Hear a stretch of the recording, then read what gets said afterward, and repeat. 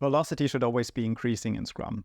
This is a statement that can really set people off, that can really trigger a lot of Scrum professionals. But I'm standing by it because velocity should in fact be increasing over time.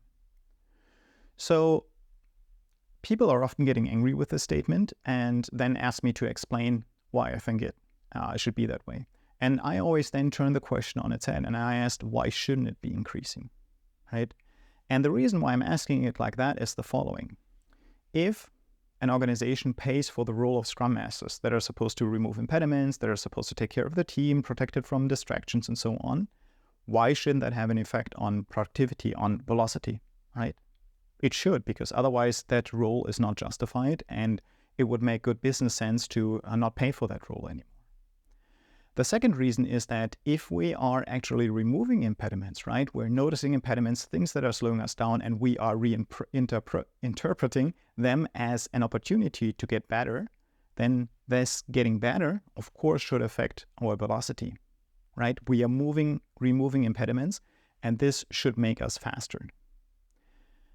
Third, every team should do at least one Kaizen each sprint. They can do more. And one of the events that they can be identified is the retro, right? So you should be identifying Kaizens in your retros. And then lastly, you're doing those Kaizens and maybe you're even doing more than one. And that's a product owner decision, right? To prioritize more Kaizens. And it's usually a good idea to do that. And so if you think about it, so you're investing in a Scrum Master, you're investing in impediment removal, you're investing in a retro, you're investing in Kaizens. Why the heck shouldn't the team get any faster? And in fact, it should. And that's why we're saying velocity should increase over time. Now, there are two big caveats that are really important in this context. The first one is velocity shouldn't go up every sprint, right? There's going to be a fluctuation around some central line because the team will have good sprints, the team will have bad sprints, right? And there's going to be issues affecting the velocity. So just because we're saying in the long run velocity should go up, that doesn't mean that you need to sit there anxiously and say, oh, the velocity didn't go up this sprint. That's totally normal, right? We're not saying it should go up every sprint. We're saying over the long term it should go up.